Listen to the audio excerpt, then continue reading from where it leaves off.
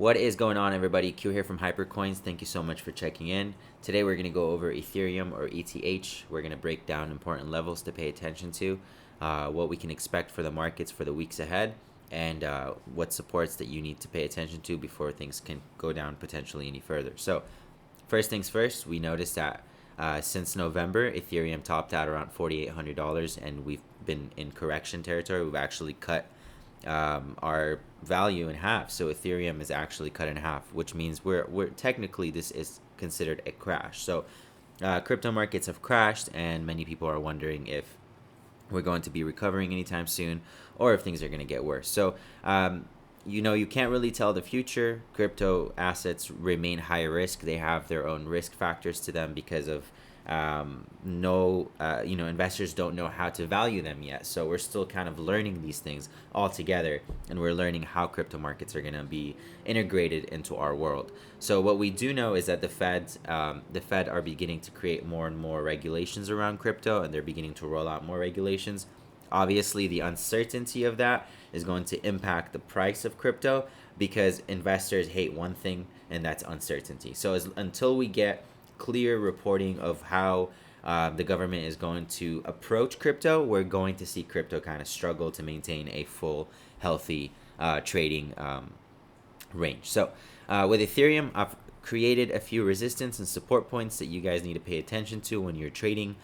First things first, from our correction, the lowest point we made was around 2160, I believe 2159. So there is a strong support at 2160 that we need to maintain in order to avoid selling further. So what happened at 2160, you can see that this very candle right here, you see that long wick at the bottom. As soon as we hit 2160, a ton of buyers came in and helped the candle close all the way up here around $2,400. So 2160 is definitely a buying area for investors, but the fact that we've maintained such a low near that support in the last week or so is kind of a negative sign, because it shows that there's not enough buyers to move it back up above those healthy levels. So the next healthy level that we can potentially move above would be the 2730. But in reality, we need to be above 3,000 for investors to really feel safe again.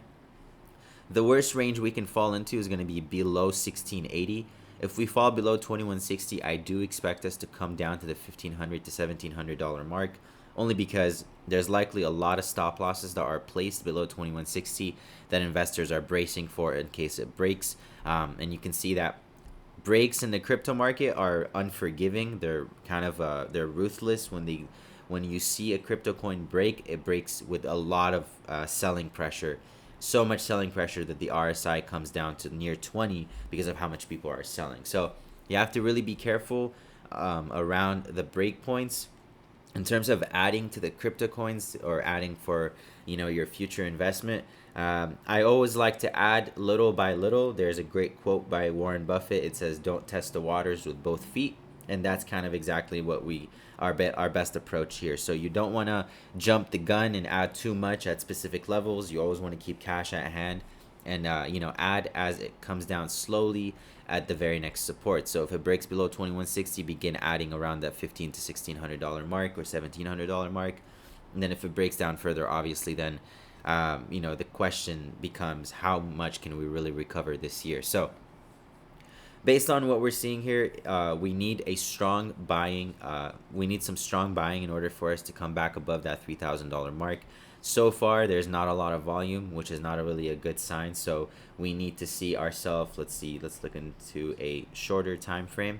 We need to see ourselves slowly crawl back above. You're not gonna see a very rapid rise without a catalyst. So we are gonna need a strong catalyst for the crypto markets in order for us to recover. So you got to remember, crypto markets are very reactive when it comes to the news. So if we do get some kind of good news around crypto, then we can potentially move back up. The reason why we're studying Ethereum in specific is because Ethereum seems to have the most stable movement, and it seems to have the most use in our world, considering all the focus around NFTs in today's world. So All in all, we are still in very critical territory for crypto. We still have a lot of work to do. We're going to be likely seeing a lot of sideways movement in many crypto coins until we see some kind of catalyst that helps boost back up and until there's a little bit more certainty in the overall economy.